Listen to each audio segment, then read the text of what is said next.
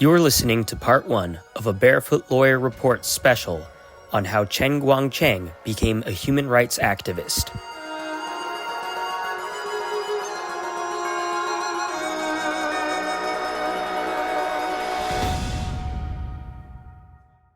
Hello, everybody. Welcome to another episode of the Barefoot Lawyer Reports podcast. My name is Will Dethridge. I'm the producer. And as always, joining me here is Chen Guangcheng. Hello, my friend. I'm glad to see you again.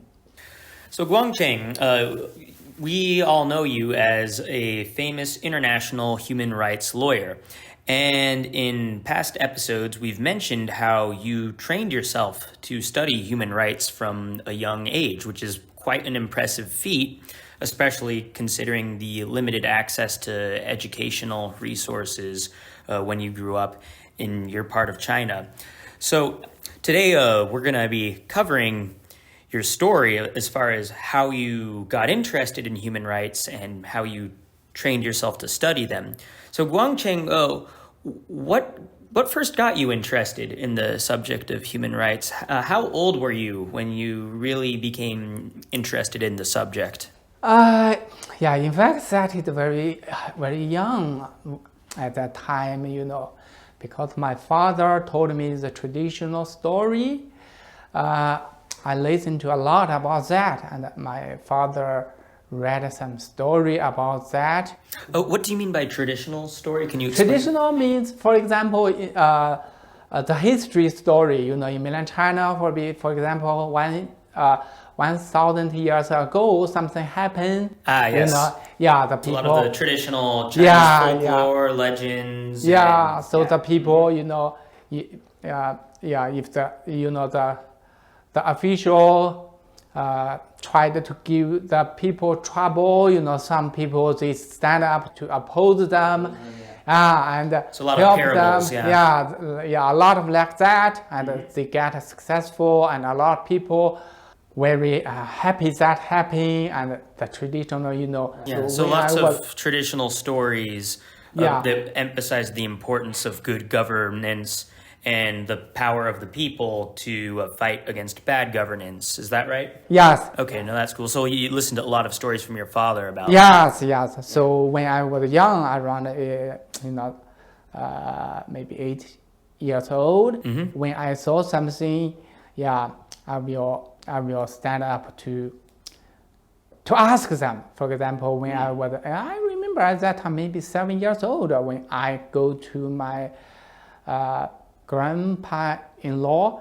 Yeah, your grandfather? Yeah, so when we came back on the train, the police take away the oil, the people's oil. Maybe they have to use that to cook the vegetable, right? And after that, the person that's cry by me, I ask my mom, why they take away the oil? Right. And I said, later they will give her back. Mom said, no, they will sell it. I know, for the normal people, the poor people, $1 oil is very expensive, right? Yeah. So, and, I remember 1980s, the Communist parties start to do the forced abortion already. Because of the one-child policy, because of one-child policy, I remember in my hometown, one family have a second baby, and just pregnant, and his wife have to hide it.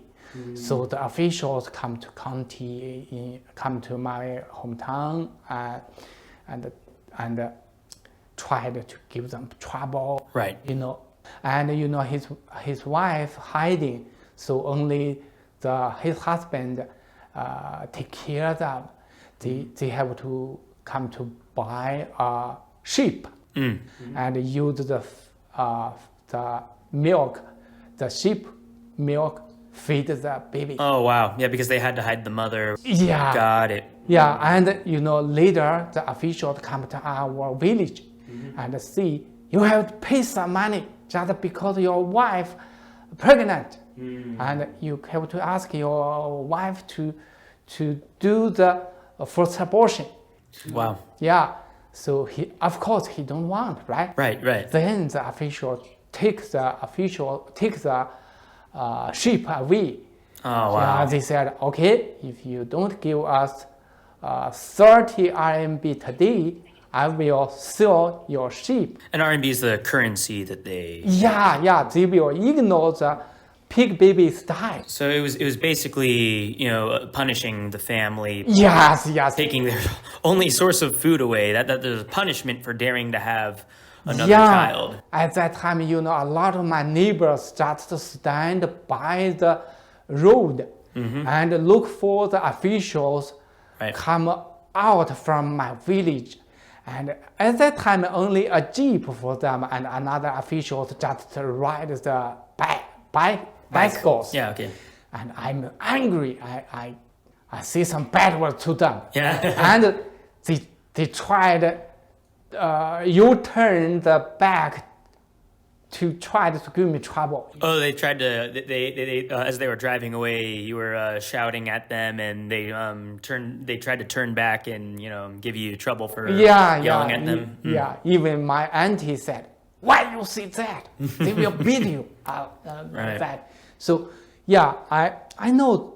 Yeah, I think if I can, I will help the poor people.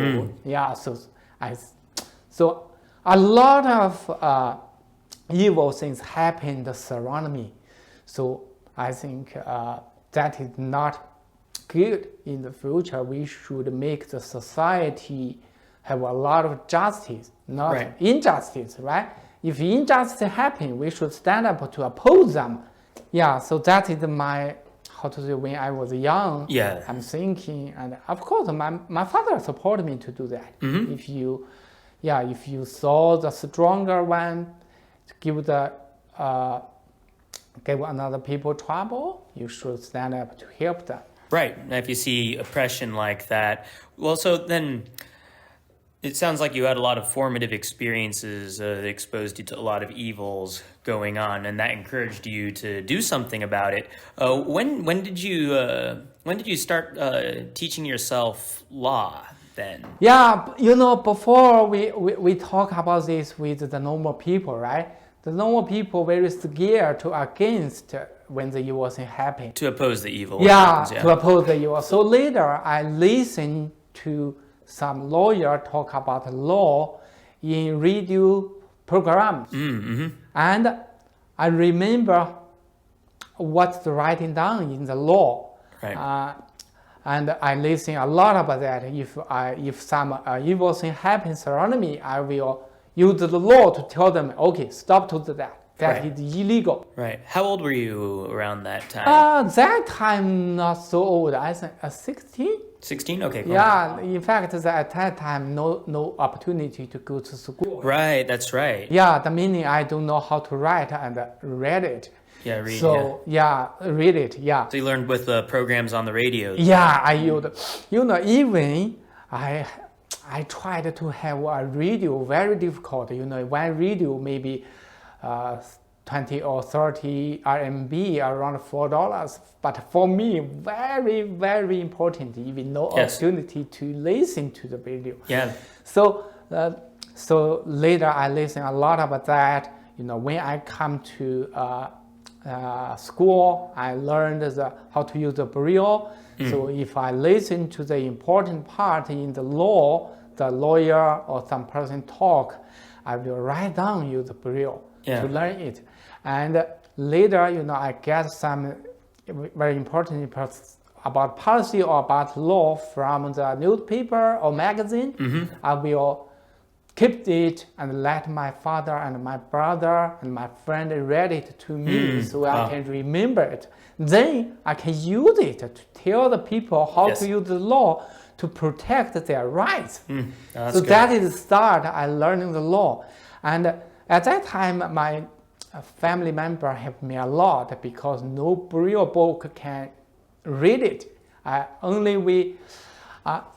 Sometimes I can't remember every word. Right. If that's my family member read one time, I think, okay, if I have a recording, I can listen it again, so I can remember it. That is so good. But if I want help, if I tried to get a record, machine, maybe we have to spend $200 around. At that time, around $30 for a braille machine. Yeah, but that is very expensive for my family. I can't buy that.